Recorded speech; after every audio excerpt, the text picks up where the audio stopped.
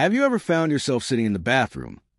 Not because you needed to, but because it was the only place you felt safe, calm, and alone? Well, you're not alone.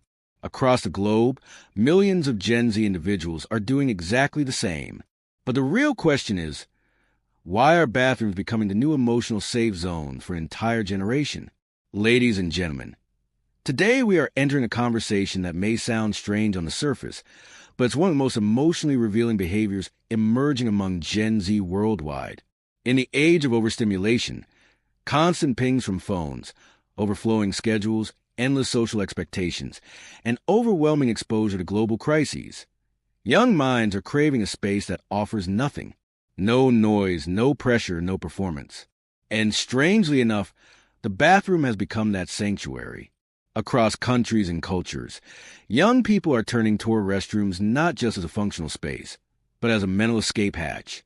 These quiet zones, behind a closed door beneath fluorescent lights, surrounded by tiled walls, are becoming the one place where they feel allowed to stop.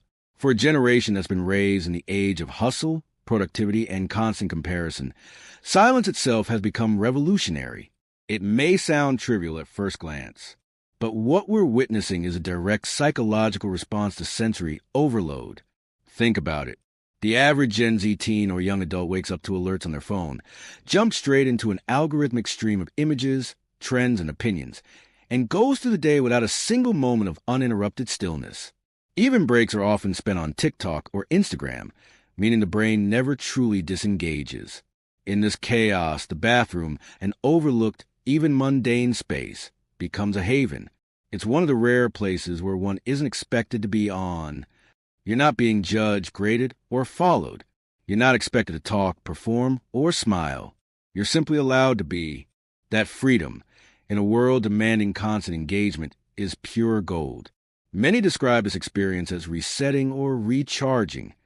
Some sit quietly, others cry, scroll aimlessly, write notes, listen to music, or just stare at the ceiling.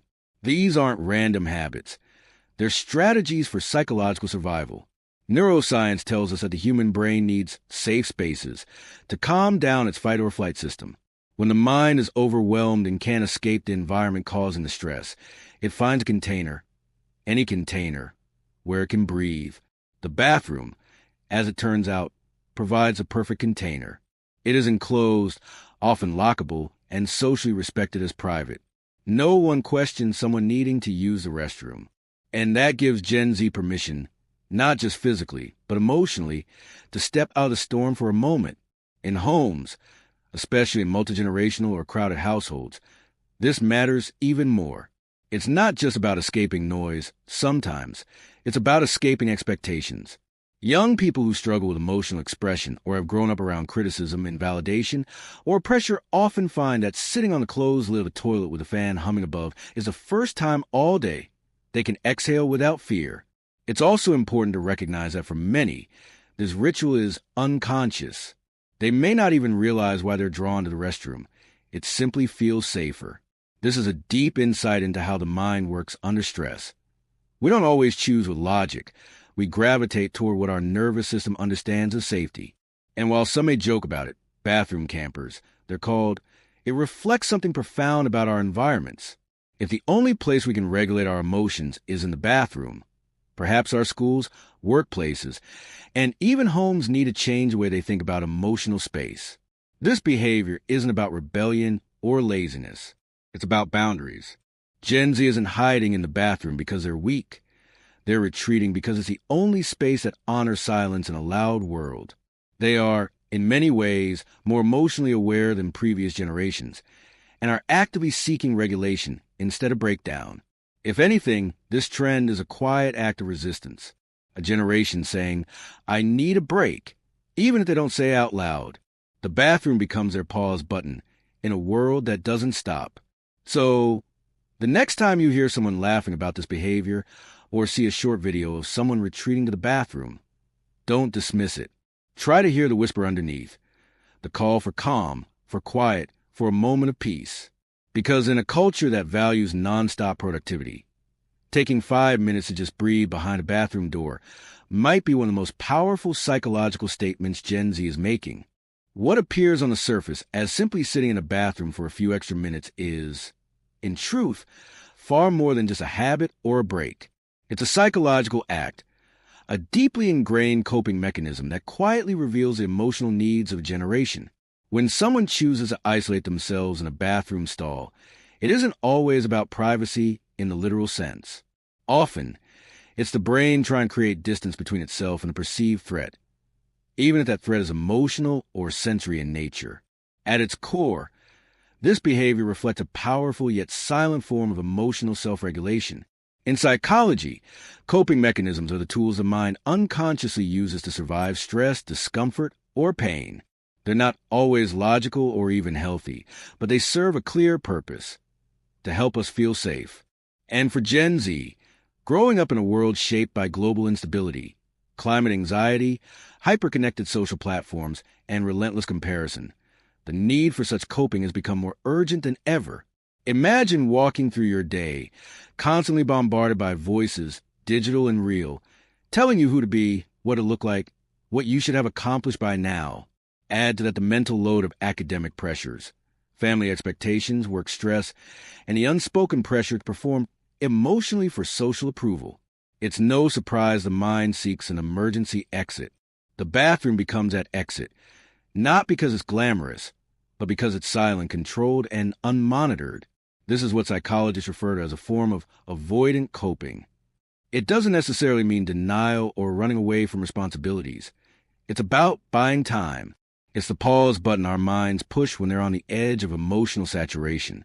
It's the nervous system saying, I need a second to catch up, without having to justify itself to anyone. For some, this moment of pause can be restorative. The act of retreating to a bathroom is predictable. It follows a script. You walk in, lock the door, sit, and breathe. In a world filled with unpredictable emotions and outcomes, that kind of certainty can be soothing. It's not the space itself that brings relief.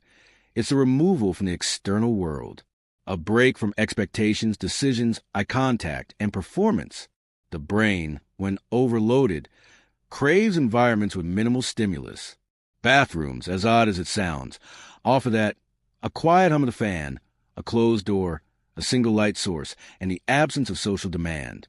From a neurological perspective, these are ideal conditions for the parasympathetic nervous system, the system responsible for calming the body, to activate. Many young people report going to the bathroom, not even knowing exactly why they feel pulled to it. They may sit there for 5, 10, sometimes even 20 minutes, just scrolling, listening to music, or sitting in silence. What's fascinating is that these actions are consistent with classic emotional regulation strategies: distraction, breathing, containment. Though unintentional, they are engaging in micro-practices of self-soothing. But there's a deeper layer.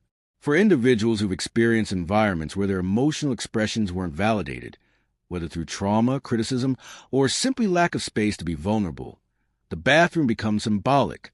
It becomes the one place where vulnerability doesn't need to be explained. No one questions you for being quiet in a bathroom. You're not expected to be cheerful, productive, or social. That emotional neutrality is rare elsewhere in life.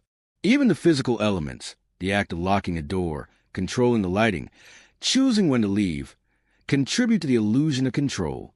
And for a generation often feeling powerless in the face of political instability, social injustice, and personal anxiety, that illusion offers real psychological relief. However, it's important to understand that not all coping is inherently positive. While these bathroom retreats may help in the short term, they can also become habitual responses to even mild stressors. When this behavior turns into a pattern, when someone begins avoiding tasks, isolating frequently, or using the bathroom to escape daily social interaction, it may signal a deeper issue, such as social anxiety, burnout, or emotional exhaustion. This is where awareness becomes essential. The action itself isn't problematic. It's the reason behind the action and the frequency that matters. Occasional emotional retreat is human, but when it becomes a primary response to discomfort, it deserves a closer look. So, what does this teach us about Gen Z? That they are not weak, overly sensitive, or disconnected. On the contrary, they are incredibly attuned to their emotional limits. The rise of behavior like bathroom camping is not a failure of resilience. It is a creative attempt at regulation. It tells us that this generation knows when they're overwhelmed, and they are actively seeking out ways to ground themselves, even if society hasn't given them formal tools to do so. In truth, what Gen Z is doing in those quiet stalls is more emotionally mature than it may seem. They're recognizing emotional thresholds. They're honoring their nervous system. And while the location might feel unconventional, the psychological logic behind it is not. The lesson for the rest of us? Maybe we need to stop judging the behavior and start asking what environments we created that make the bathroom feel like the only safe space left. There's no doubt that taking refuge in a quiet place when overwhelmed can be helpful. And for Gen Z, the bathroom has become that quiet place, a sanctuary in a world that rarely allows stillness. But as with any coping strategy, the line between comfort and dependence can blur over time. What begins as an occasional pause can gradually evolve into a behavioral pattern that no longer serves emotional health, but instead protects one from confronting it. The very traits that make the bathroom so appealing, privacy, control, silence, can also become dangerous if relied upon too often. The danger doesn't lie in the space itself, but in what it begins to represent. When a person consistently escapes to the same environment in response to stress, discomfort, or fear, that space can become less about healing and more about avoidance. Avoidance is tricky. It can masquerade as rest. It can look like self-care on the surface, taking a break, resetting, stepping away. But when avoidance becomes a repeated response to emotional discomfort, it begins to interfere with growth, relationships, and even identity. A person who hides from social discomfort rather than learning to process it might never learn how to assert boundaries or connect meaningfully with others. A student who regularly escapes to the bathroom during class might be struggling with performance anxiety or sensory overload. But if no one notices or helps, the habit may solidify into emotional withdrawal. This is where coping quietly turns into coping blindly. When the brain learns that hiding offers temporary relief, it begins to default to it, especially when other options feel risky or unavailable.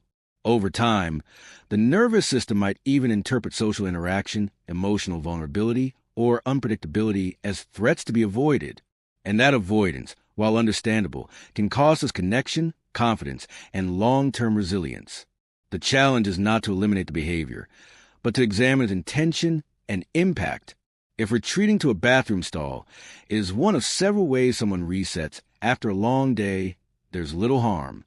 But if it becomes a repeated escape from conversations, responsibilities, or relationships, it may signal the presence of deeper emotional concerns like chronic anxiety, social fatigue, or depression. Recognizing this shift requires awareness. It means asking difficult questions. Am I using this space to rest or to avoid? Does this break recharge me? Or is it just postponing something I'm afraid to face? These aren't easy questions, especially for young people still learning to navigate the complex terrain of emotional life. But they're essential if comfort is to remain healthy and not become a crutch. Parents, educators, and peers also play a role here. Often, when someone begins to isolate regularly, it's dismissed as moodiness or dramatics. But what looks like apathy or laziness may actually be emotional overwhelm in disguise. The behavior, seeking out silence, disappearing between classes, lingering in restrooms, might be the only language some people have to say, "I'm not okay." Responding with curiosity rather than criticism is key. Instead of asking, "Why are you always in there?" we might ask, "Are you feeling overwhelmed lately?" Instead of assuming someone is being dramatic, we can try understanding what pressure they might be under. In doing so, we open the door not just for conversation, but for healing. It's also worth noting that in today's mental health culture, the line between romanticizing and responsibly addressing coping strategies is becoming blurred. Social media platforms often showcase vulnerability, but not always with the context it deserves. While it's helpful to normalize emotional challenges, it's just as important to promote the tools and resources that help us move through them, rather than get stuck within them. The idea isn't to pathologize every quiet moment spent in solitude, but to remain honest about its role in our emotional patterns. True self-care empowers us to engage more fully with life, not to retreat from it indefinitely. That means knowing when to step away, and also knowing when it's time to return. For Gen Z, a generation has been shaped by global crises, digital pressures, and social complexity. Coping mechanisms like bathroom retreats are understandable. They're creative, resourceful, and instinctive, but they are not solutions in themselves. They are signals, hints that something inside needs space, support, and perhaps deeper healing. If we ignore those signals, they grow louder. If we listen to them, they guide us toward real emotional insight. And if we support one another in understanding them, we build not just safer individuals, but safer communities. Ultimately, the goal isn't to stop people from seeking silence. It's to ensure that silence leads to reflection, not avoidance. That solitude becomes strength, not isolation. And that every coping mechanism, no matter how unusual, serves as a stepping stone, not a hiding place. So, what can we learn from a generation that retreats into bathrooms for peace? We learn that silence is no longer free in the modern world. It must be claimed.